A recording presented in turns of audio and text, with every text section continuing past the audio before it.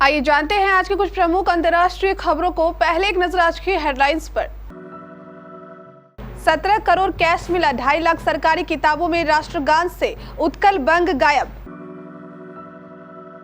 गुलामी अलीब खटाना राज्यसभा के लिए मनोनीत, केंद्र सरकार की सिफारिश पर राष्ट्रपति ने लगाई मुहर।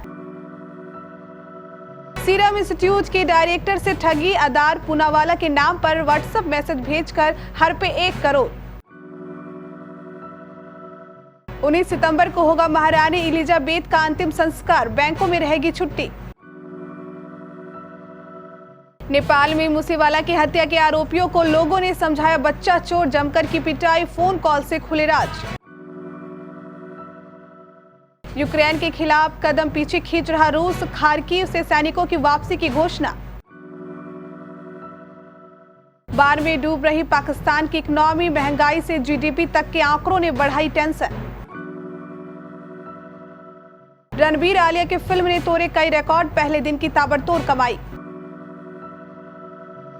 अवार्ड सेरेमनी में रो पड़े रणवीर सिंह, दीपिका को कहा लक्ष्मी तो साली साहिबा यूं उड़ाया मजाक। एशिया कप में आज पाकिस्तान श्रीलंका के बीच फाइनल जंग। प्रवर्तन निर्देशालय ने कोलकाता में एक मोबाइल गेमिंग ऐप कंपनी के 6 ठिकानों पर छापेमारी की। इस दौरान 17 करोड़ रुपए कैश बरामद हुए। 2000, 500 और 200 रुपए के नोटों के बंडल को गिनने के लिए 5 मशीनें भी मंगानी पड़ी। कंपनी के प्रमोटर्स पर मनी लॉन्ड्रिंग एक्ट के तहत कार्रवाई की जा रही है। उधर यूपी के 2.5 लाख सरकारी किताबों के राष्ट्रगान से उत्कल बंग शब्द गायब है। यह गड़बड़ी कक्षा 5 की हिंदी किताब वाटिका में पाई गई। गलती सामने आने के बाद मामले की जांच कराने की बात कह गई। वहीं कांग्रेस ने कहा कि हम इस मुद्दे पर भाजपा के खिलाफ आंदोलन शुरू करेंगे। केंद्र सरकार ने शनिवार को जम्मू कश्मीर के गुर्जर मुस्लिम समुदाय के गुलाम अली को राज्यसभा के लिए मनोनीत किया। यह संभवतः पहली बार है जब क्षेत्र के गुर्जर मुस्लिम समुदाय के किसी व्यक्ति को मनोनीत सदस्य के रूप में उच्च सदन में भेजा गया है। गुलाम अली एसटी वर्ग से आते हैं। केंद्रीय गृह मंत्रालय द्वारा शनिवार रात जारी एक अधिसूचना में कहा गया है कि भारत के संविधान के अनुच्छेद 80 के खंड के उपखंड द्वारा पदतः शक्तियों का प्रयोग करते हुए जो उसी अनुच्छेद के खंड में शामिल है, राष्ट्रपति के एक मनोनीत सदस्य के सेवानिवृत्त होने से रिक्त हुई जगह को भरने के लिए गुलाम अली को राज्यसभा के लिए नामित करती है। कोरोना वैक्सीन कोविशील्ड बनाने वाली company serum institute of India के एक डायरेक्टर के साथ 1 करोड़ रुपए से ज्यादा की ठगी हुई है। बड़ी बात यह है कि ठगी करने वाले धोखेबाज व्यक्ति ने खुद को उदार पूनावाला बताकर इसे अंजाम दिया।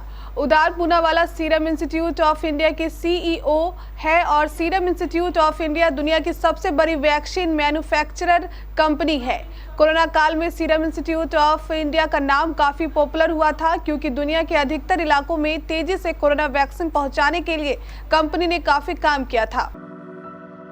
ब्रिटेन की दिवंगत महारानी एलिजाबेथ द्वितीय का अंतिम संस्कार 19 सितंबर को होगा। इसकी जानकारी बकिंघम पैलेस ने दी है। महारानी एलिजाबेथ के निधन के बाद आधिकारिक 10 दिन के शोक की अवधि समाप्त होगी।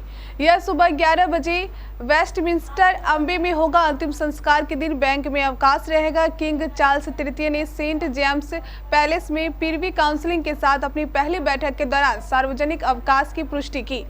संस्कार साल 1965 में उनके पहले प्रधानमंत्री पर विंस्टन चर्चिल के बाद आयोजित होने वाला पहला राजकीय अंतिम संस्कार होगा। हालांकि उनके पिता जॉर्ज वीआई ने अपनी सेवा के लिए विंडसर कैसल में सेंट जॉर्ज चैपल को चुना। उनकी बेटी के शरीर को वेस्टमिंस्टर अम्बे ले जाया जाएगा जहां उनकी शादी हुई है और ताज पहनाया गया और फिर विंस्टर को शाही तिजोरी में रखा जाएगा।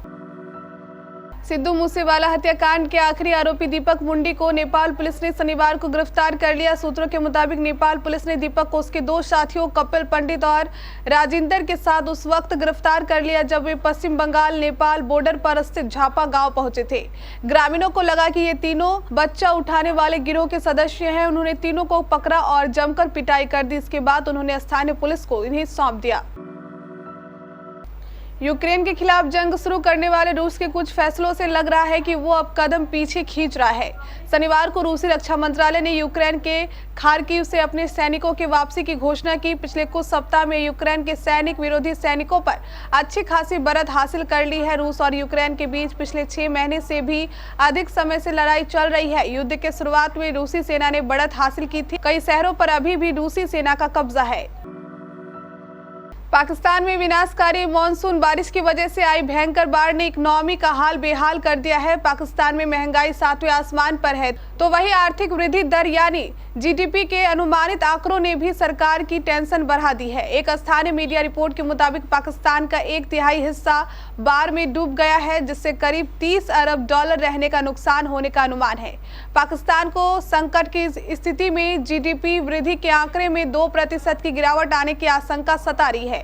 वित्त वर्ष 2022 से 23 में पाकिस्तान की जीडीपी वृद्धि दर 5% रहने की संभावना थी, लेकिन बाढ़ एवं अन्य वजहों से इसके 3% की रहने के आसार दिख रहे हैं। बॉलीवुड फिल्म ब्रह्मास्त्र पार्ट 1 शिवा ने रिलीज होने के पहले ही दिन दुनिया भर के सिनेमा घरों में टिकट बिक्री से कुल 75 करोड़ रुपए की कमाई की। शुक्रवार को रिलीज हुई इस फिल्म के निर्माताओं ने शनिवार को यह जानकारी दी। मौनी रॉय और आलिया भट्ट ने अपने इंस्टाग्राम पर पोस्ट शेयर कर फिल्म की कमाई के बारे में बताया है। फिल्म ने एक दिन में कुल 75 करोड़ की कमाई की है। बॉलीवुड अभिनेता रणवीर सिंह अपनी बेहतरीन एक्टिंग के लिए जाने जाते हैं। हाल ही में एक्टर को फिल्म फेयर अवार्ड शो में बेस्ट एक्टर का खिताब मिला था। यह खिताब मिलते ही हमेशा मस्ती में रहने वाले रणवीर एक पल में इमोशनल हो गए।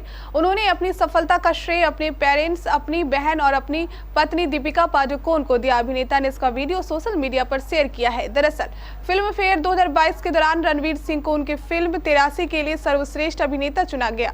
इस खास पल का एक वीडियो रणवीर सिंह ने अपने ऑफिशियल इंस्टाग्राम हैंडल पर साझा किया है। उसमें दिखाई दे रहा है कि करण जौहर बेस्ट एक्टर के लिए रणवीर सिंह का नाम लेते हैं। इसके बाद रणवीर स्टेज पर आते हैं और विनिंग स्पीच देते हैं।